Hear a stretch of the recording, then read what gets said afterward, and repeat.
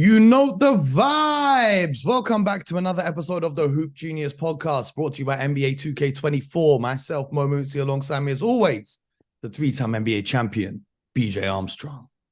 Real name, no gimmicks, no gimmicks. What you got for me today, Mo? What you got? Well, this weekend I was watching the Clippers. They lost to the 1-8 Grizzlies. They're on a 5-game losing streak. Now, they ain't won with James Harden in their team at the point of recording this, although who knows if that will change soon. And, I was so disgusted by their performance. I ended up making a YouTube breakdown about why they're so bad. But it got me thinking, BJ, how long, because I know you like to give teams 20, 25 players, and James Harden is new and he's still settling in and da-da-da. But how long can this go on for? Because we have to remember, Paul George and Kawhi Leonard both have player options this summer. And the Clippers, they've traded away their picks. They've traded away a lot of their role players. They don't really have many options to get better moving forwards, as they have one of the oldest squads in the NBA now. And if you're Paul George and Kawhi Leonard and you're thinking, I really want to win a championship for the first time, if you're Paul George, another championship if you're Kawhi Leonard, at what point do you start to worry if those guys say, I'm not going to pick up my player option, I'm going to become a free agent and leave this summer? And if so, do you look to move either of those in a trade? Well, at some point here, what always ends up happening, especially in professional sports, is there has to be someone, whether it's a player, executive, coach, that will be held accountable and responsible for this move. Now, what you're alluding to now currently is that the players, and it's the players' responsibility to fix this problem. As far as I know, the players weren't actively involved in making this trade. It was a group effort, right? The coaches probably knew about it. Mm-hmm. Certainly the executives knew about it, and the owner had to trade for it. Now, did they run it by the players? I'm sure there was some discussion, but ultimately the decision comes on, from the top. With this trade, Mo, there is a level of expectations that we're all deferring or dancing around the question. And the question is, do we think as is this team, as it's currently constructed, are they good enough to win a championship? Based on what I've seen, Mo, the answer is no. With that now comes how to fix this problem. Is James Harden the long-term solution? Kawhi Leonard, are we going to re-up, invest? When I say invest, are we going to re-sign him? And if this isn't the group, but we like this team, how are they going to improve this team? And probably one of the ways is probably to either trade one of those players, which you just indicated. So right now, Mo, it's not looking good for the Clippers. The fact remains that James Harden hasn't played. He hasn't been in training camp. He hasn't played with this group. They have no time to build their team. They've just kind of made a deal, threw the guys out there, and then say, go play. And so far, it's been a disaster. They are currently 0-4 as we speak. And certainly, we all know, Mo, how difficult it is to win in the NBA. And when you look at 4 players who probably will be Hall of Famers. Definitely. Okay. Probably Paul 4. George, but the other 3 are locks for sure. Yeah. Okay. Now, this is what we're really saying. I think, Mo, they have some big moves to make. No one can say they don't like the talent. However, Mo, there's a thing called chemistry. The chemistry is not there. And right now, we are all baffled as you watch this team is how bad they've been in these last 4 games with this. I mean, it's arguably an all-star team, and they can't win a game thus far in the NBA, and they're losing big. So, but we'll see. They need time. Clearly, Mo, I mean, I remember when the Miami Heat, when, if you want to point back to a team that was with Hall of Fame talent, those guys didn't start off well in their first 10 games. It's going to take them some time. That's right. I'm not going to give up. I'm not going to give up on them. Were in their primes. Those guys weren't known for load management. Those guys Yeah, got to the finals, even though they were disappointing. Every situation I look at for what it is. I'm not comparing to what those guys done. I'm just looking at a situation. Those guys went to training camp. Those guys figured out, and they made adjustments. And one of the adjustments was suddenly Dwayne Wade had to take a step back in order for the team to move forward. So I'm going to give them the same credibility. If everyone is on the same page, it's going to take some time. Now, it's not good right now. That's why I'm going to, Ty Lue is excellent.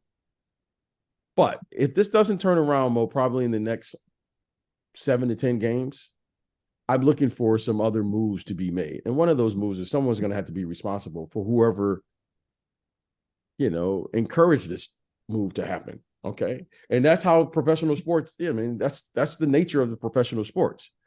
But it's really been disappointing, especially out here in LA. You follow it, you've seen it, and give the Memphis Grizzlies credit. I mean, they came in here, really played a nice game. Our guy Bismack was sensational. That block he had on James Harden.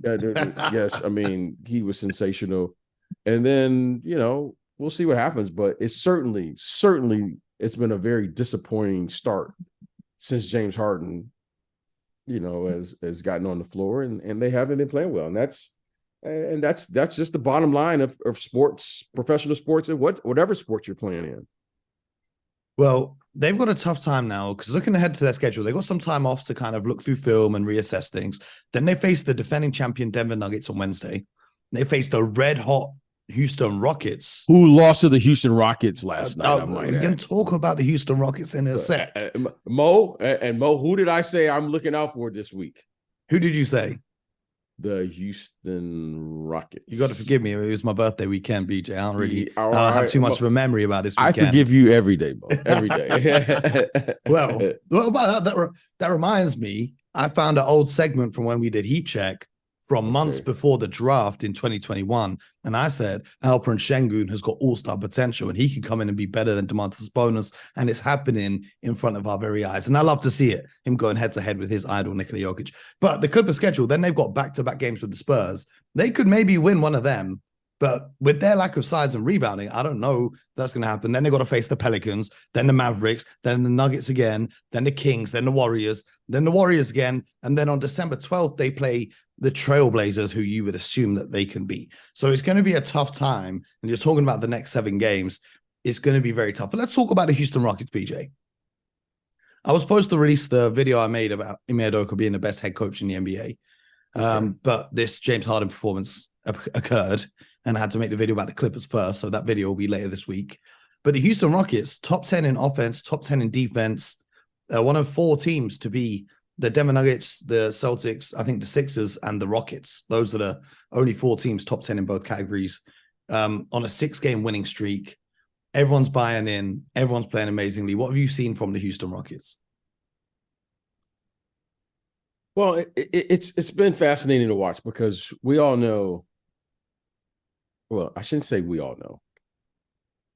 When you make a commitment to winning, you have to identify the 3 essential elements of winning. You have to defend, rebound, pass the ball, share the ball. Their coach has an edge to him.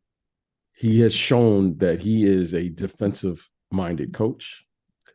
And what he's done with this young group is he holds them accountable. That's what he's done. Now, Dillon Brooks has given them an identity because Dillon Brooks has taken on the responsibility of defending the other team's best perimeter player every single night. Okay? He's not coming in saying, I'm going to get my 25 and I need help. Every single night, he's going to do whatever is necessary. Some nights he's more successful than others. However, it's the attitude that you got to like. He guards Steph Curry. He guards LeBron James. He guards Damian Lillard. He guards every perimeter player, whoever is the best offensive player, and takes on that responsibility. Now, I also like the fact that Ime Udoka has identified, to me, which is an important element of today's NBA, you must have a player that plays downhill. And that player is Fred VanVleet on the offensive end. Fred VanVleet is an attacking guard. He attacks, plays downhill, which allows you to play screen roll and take advantage of today's game, right? You can't touch these players. We both know, Mo, that you're going to shoot threes at an amazing clip. We know that if you can get to the basket, you throw your body in there, you get foul and one, and then you go to the free throw line and you make those free throws. And Fred VanVleet is excellent at that. Now, you talk about your guy, Sengun, right? I'm pronouncing his name? Sengun. Okay. He is a terrific player by today's standards, by any standard, but especially today. Why? Because he's very skilled. He's a skilled player. He can pass. He is a sneaky athlete. You don't think he can dunk. He'll dunk on you if you're not careful. He can play screen roll and he can play screen pop. He does a lot of things. Very creative player. You got to like him, what he does. Okay, is he as good as Jokic? Probably not. Is he as good as Joel Embiid? Probably not. However, when he plays against those guys, he's 20 plus. And he's a very consistent player. And you got to like what he's doing. And he's only 21. Yeah. This is who he is, right? As you put these miles on these guys' bodies, it's not like he's going to start. Today's 21 is different than yesterday's 21. Why? Because these guys have so many miles on their bodies, right? These guys have been playing professional sports for a long time. So I expect him to have a long, lengthy career because he's gaining valuable experience. Okay. So now you can see early in his career, he is capable of playing on a team with other good players. This is what I love about especially young players. Okay. Now, when they get the Thompson kid back, who to me is probably an exceptional defensive player. This kid, Jalen Green, is now showing flashes of why he was drafted where he was drafted in the lottery. He'll show you a 30-point game and, he'll have his 9, 10, 12-point games, but he shows you flashes. And we know he's an exceptional athlete. You like what they're doing down there. And with Jalen Green, he's a lot more efficient this year than previously. Yeah, because just from the eye test. They're playing a brand of basketball where they're competing. And the most important thing, Mo, which you like with a young team, is you start defending home court. That to me is always the first sign of, oh, something is happening down here.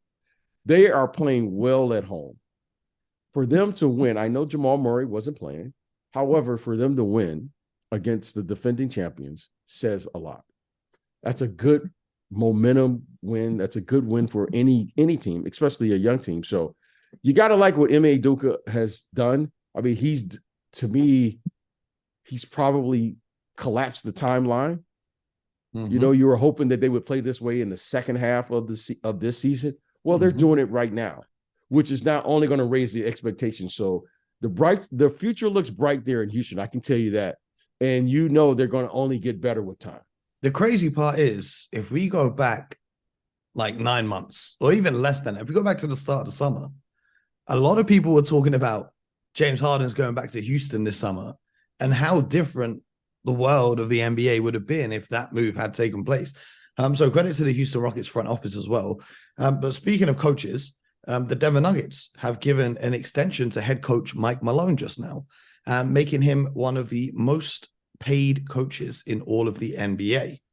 They've got a 58% winning percentage since hiring Mike Malone in 2015. And I think it's good that they have some level of consistency because a lot of teams change coaches very often. It's almost as if in recent years, the NBA has adopted the Premier League style of when a team starts losing, they fire a coach. But the Nuggets now, it's almost coming up to 10 years with Mike Malone as their head coach. And it got me thinking, BJ, who are your top 5 coaches in the NBA right now? Top 5 coaches. Well, that's a loaded question, Bill. And the reason it's loaded is because if you don't win in this league, you got to get fired. Even if you do win, you get fired. Okay. Okay. All right. So that's a loaded question. And in defense to that question, the answer comes down to the following. I'm a pretty good coach if I have great players. That's what it comes down to. Okay. I've been knowing Mike Malone forever, like forever and a day. I played against his father. He was an assistant coach with the Detroit Pistons. He worked with our friend Brendan Sir. Okay. Okay. I've been knowing him forever, like forever. Okay. I've watched him coach at Sacramento. I've watched him coach different places. I remember when he was an assistant, blah, blah, blah. And it's an art coaching a great player. Okay. It's an art. And he certainly has a great player to coach. And he has another great player in Jamal Murray. Jamal Murray is a great offensive player. So when you have those players, you know, your job is to maximize them and put them in position. So who do I think is top coaches today? Well, let's just look around the best players in the league, you know. Let's start there. You know, Steph Curry, you got to put Steve Kerr in that list. I mean, you could. However, right now we're waiting for another Warriors player to score 20 points in a game that's not called Steph Curry. And an amazing coach would have at least one of his teammates showing some support to Steph Curry right now.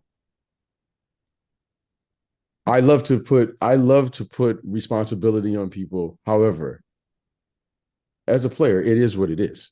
Like, if they could do it, they would do it. Okay? If they could do it, they would do it. Right now, you struggle, right? I mean, it's easy for me to say, well, it's Steve Kerr's responsibility. However, the coach isn't playing. But that's just me as a pro. That's the era that I grew up in. I don't care what the coach is calling because my best offense is my defense. Yeah, if we're talking about the best coaches, right? And I'm aware Steve Kerr is a fantastic coach, but I'm just saying right now, this season so far, when you look at why the Warriors have struggled is they've got a bunch of lottery picks, Kuminga, Moody, who haven't developed the way that they were expected to develop in terms of making those contributions to extend this timeline of Stephen Curry's greatness. Even James Wiseman, who they ended up trading away, was the second or third overall pick in the NBA draft, and he wasn't developed in a way. So I understand it's not Steve Kerr out there playing.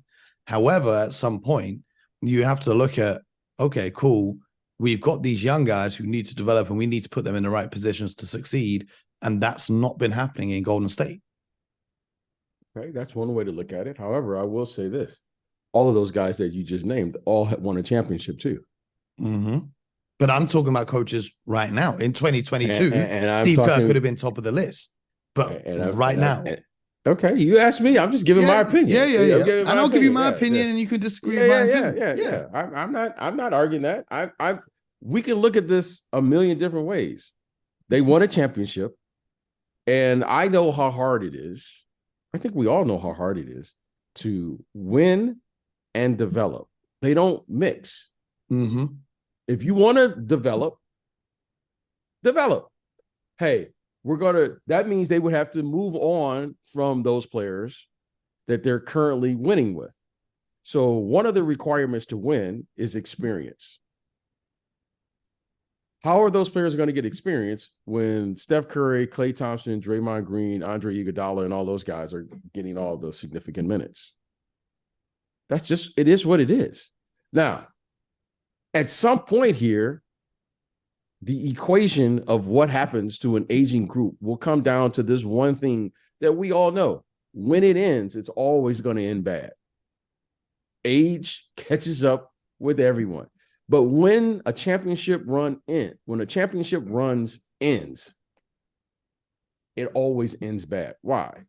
Because age is the equalizer. It's going to happen. So at some point here, youth will be served, and you're going to have to commit to those players, okay? Moody and Kuminga, at some point, they're going to have to be thrown into the starting lineup and play. That's just what it is. I don't care what championship run you go on, it always ends the same way. Okay. So I think Steve Kerr is one of those guys. I think he's one of those guys. I think Coach Malone last year has shown, and this year he's shown that he's one of those guys right now. He's one of those guys. Greg Popovich has, in my opinion, he's shown. Why? Because I look for how you lose games. Like, how do you really lose? And you can see that his team has taken a step. Because last year they were one of the record-wise. However, when you see a young team that shows up and plays hard, even though they may not win the game, let's hear it. Now, let's talk about Ime Udoka. Ime is interesting is because he's overachieved not once with the Celtics. I didn't expect that Celtic team to be one of the teams. I mean, Mo, they started off, they were, I'm not saying they were horrendous, but they weren't certainly, they had a rough start at the beginning of the season. Mm-hmm.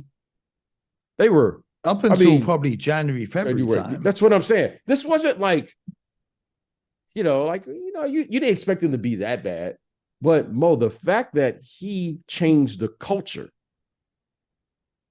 that to me, with the young team, he has an art, and his art is his secret sauce, in my opinion, is his ability to communicate with his team. Agreed. Like that's like he's getting young guys. They always say buy in. I don't think you get anybody to buy in. No, you hold them accountable. This is what we do here. This is what we do. Like, I get it. You don't want to play defense. Okay, that's fine. We'll move off of you and move on. This is what we do here. The whole buying in thing, I think that's all wrong. I think that's the wrong narrative. I'm selling Mo, and Mo's got to buy into what I'm saying. Mo, this is what we do here. Your choice, whether you want to participate in this, we prefer for you to do it. However, there's no buy-in. So how many does that give me? Does that give me? That's four. You got Steve Kerr, Mike Malone, Malone, Coach Popovich, and Ime Udoka. And then I think Spo down there in Miami. I think Spo is that from 1 to 5? We got to put this in order. You put it in whatever order, because you know what you can't change is you got talent. Your talent will determine how good you really are. Your talent will determine that. Now, if you're saying who's going to be the best coach, if you're saying in the future who's going to be the best, well, that's Greg Popovich. Why? He has the biggest upside with Wembanyama. Yeah. He's got the biggest upside. Does that mean however you want to determine best? No. If you got the best player and your player is better than my player, that doesn't mean that you're better than me as a coach. It's just you got the best talent. It's your job to be able to relate to the talent. I think all of these coaches that I've just identified, with the exception of Ime Udoka thus far, who happened to have coached with Greg Popovich down there in San Antonio, he's probably the only one that hasn't won a championship as a head coach. However, with the right talent, I think Ime Udoka is well equipped now to coach a great player. I mean, he's certainly coached one with Jason Tatum. They didn't win the championship, but he's now, this is not an accident. He's done this a couple times now. And he's done the same exact thing.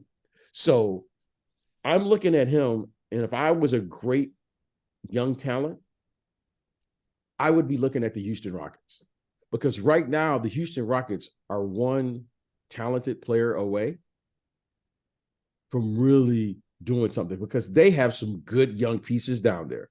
Okay. Mm-hmm. And they're playing with a level of confidence and a swagger that, to me, if this is true, which I believe it is true, you become an extension of your coach. Mm-hmm. Your team takes on your personality, whether you want to admit that or not. Well, if you look at the Houston Rockets right now, this is not an accident, ladies and gentlemen. Ime Udoka is a real deal, and I think he's probably one of the best young coaches. But he's got to prove that. Mm-hmm. He's got to prove it. And the only way you can prove it is by winning the final game of the season. And right now, we're a ways away from that. But I think he has shown his potential. Well, for me, on my list, very similar, just one change. Number one on my list is Ime Udoka. You guys will be able to watch the YouTube video later this week where I explain why. So I'm not going to give you that right now. Number two, Mike Malone. Obviously, you're as great with your great players with Jokic, but he's created a system now where bench players are coming through and able to succeed very well. It's easy for some of the younger players, the rookies and sophomores, to get acquainted to. And obviously, a big part of that is Nikola Jokic's ability to pass the ball. But even in minutes where Jokic is off the court, previously they were horrendous when Jokic was off the court. And I think he's done a great job in improving that and keeping the lead going in minutes when Jokic is resting. So when he comes back in, it's not such a big list. Number 3, I got Eric Spoelstra because somehow the Miami Heat are 4th in the Eastern Conference right now, despite having a horrendous offseason. Number 4 on my list, I've got Rick Carlisle of the Indiana Pacers because the Pacers are 3rd in the Eastern Conference. Maybe he's ahead of Coach Spo on my list, in fact. The Pacers are playing amazing basketball, especially offensively. They're outscoring teams with ease. They're playing a fantastic style of play for fans to watch. And I think they're overachieving. And I don't think anyone expected them to get off a hot start like they have right now. So Rick Carlisle, he's up there. And then 5th on my list is Greg Popovich. Obviously, the Spurs aren't winning a lot of games. They're losing some close games.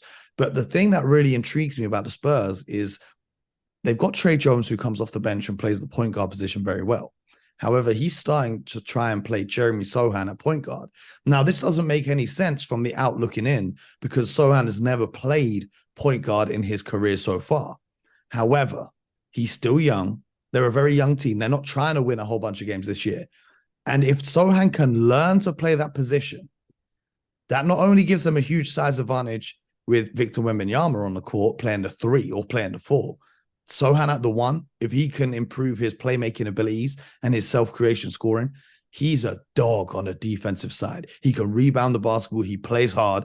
And if they can turn him into somewhat of a point guard, then moving forwards, him at the 1 and then Victor wherever you want to place him, things start to get real scary. So I like the vision for what Coach Popovich is trying to do looking ahead to the future, because if that experiment works out, we might be looking back at this is one of his biggest strokes of genius, because you're as great as your great player. But if you can take a player who's looked at as a role player and turn him into a great player too, that's the sign of a truly great coach. And I'm excited to see, although it's not working great at the moment, Jeremy playing the 1, but if he can get comfortable with that position, moving forwards, that's just, BJ, you're talking about having those big lineups. If you can play Sochan, who's like, 6'9", have him playing at the 1? Well, crazy. I will say this. I'm not professing to understand the other 4 positions as well as I understand the lead guard position, but I think I can say this. When it comes to that lead guard position, point guard, whatever you define it today, that's one position you don't experiment with. Okay? You don't convert someone over. At least in my lifetime, I haven't seen anyone convert it to the lead guard position. Maybe there's someone I'm missing. I just haven't seen it. Either you understand that position or you don't. I didn't say you have to have the talent. Either you understand that position or you don't. There's an emphasis on today's game to me, which is the following. You have to play downhill. Okay. You have to play downhill. Okay. And because you have to play downhill, it requires you to have a lead guard who can always apply pressure on the defensive end because of the way you have to defend in today's game. What I mean by defending, Mo, there used to be a time where you could put hands and you could hand check and you could play a little bit more physical on the defensive end. Now you can't impede the progress of the offensive player. So anyone that has a handle, Mo, like, what you say? Anyone who can get in their bag, right? Is that what you get? Okay. You have whether the NBA or the league or the officials want to admit it, the offense they have an advantage. The offensive players in today's game, they're more physical than the defensive players. Why? Because you can't touch them. So if you have a player who can play downhill, it allows you a significant advantage in today's game. Okay. You could take last year. Let's use just last year. Jalen Brunson was an incredible advantage for the New York Knicks just a year ago because of his ability to play downhill. Watching Luka Doncic and Kyrie Irving this year play downhill is providing them an offensive weapon. You have to have that player who can do that, because it puts, you can ask any coach. No one wants to play against a guy who's constantly can play on the offensive end, who can put that type of pressure, can play screen roll. And then if you find a guard who just happen to have the ability that can pass a little bit, now you're cooking in the kitchen. So what I do like about what the Spurs are doing is they're allowing players to learn the game from a different position. I think that gives you a huge advantage. I think that gives you, because when he goes back to his natural position, right? What is he, about 6'7" or so? That kid? 6'8", 6'9". Jeremy Okay, Sochan. 6'8", 6'9". So now he may not be your primary ball handler when I'm just guessing, when they eventually find that guard who can do that. But think about what he has done. His experience that he's gaining as a lead guard in this league, as a small forward or two guard, whatever position he goes into, that to me is a huge advantage. Now he is a secondary ball handler, because you need a minimum of 2 or 3 of those ball handlers. Now, the interesting thing about Wembanyama is he may be the secondary ball handler. Okay. He could evolve to the point guard. Let's get crazy with it. This is what I'm saying. So we don't know. Like, when you have a great player, you got to let this player fall into wherever they fall into. And to me, that's what Coach Popovich is doing. The experiment is, let's see what we have here before we start trying to put people in positions here. Mm-hmm. And that, to me, is what makes Greg Popovich so special, is he's allowing in real time to figure out who you are. A lot of times, Mo, just 15, 20 years ago, we would have said he's a 5-man and we would have put him at the 5. Mm-hmm. Now, Mo, he'll go from, we'll see this guy doing some guard things during the course of a game. He'll be doing some small forward things. He'll catch it, fade away, and shoot a fadeaway jump shot. We'll see him post up a little bit. We see his versatility on the defensive end, what he's able to do. And that, to me, is the brilliance of coaching a great player. You just got to let them be who they are. And then once that great player figures out, this is how I can win, and they make that commitment starting on the defensive end, now you got something, because you truly can't just put him in one place. So I think that's the experiment, because once you get a lead guard, you got to let that lead guard do what they do. Mm-hmm. And now that's going to force Victor to either play on the wings or become a post lane sprinter. Think about that, Mo. Once you give your ball to like a Tony Parker or whoever that lead guard is going to be, now either you got to be a 2 or 3 or a wing runner or a post lane sprinter. Mm-hmm. Okay. And I'm very careful not to just make him into a stretch 5. Yeah. I mean, that's the one thing you don't want to do. Yeah. It's a waste of potential. It's a waste of potential. So I think this is it's kind of like you're proceeding with caution, because you don't know where he's going to end up. He may end up, people forget this, but we're here to remind them. Giannis at one point was the point guard for the Milwaukee Bucks. Jason Kidd put the ball in his hand. So it's important to experiment with that. All of the great players, at some point, they play out of position. I remember some years when, Doug Collins, for instance, put the ball in Michael Jordan's hand and made him the point guard. And you'll do that. LeBron James has certainly played multiple positions, Scottie Pippen, for instance. So this isn't uncommon. I just think now with a guy 7'5", it's probably a little uncommon, because normally 7-footers, we just put them under the basket. But now in today's game, you can't just do that.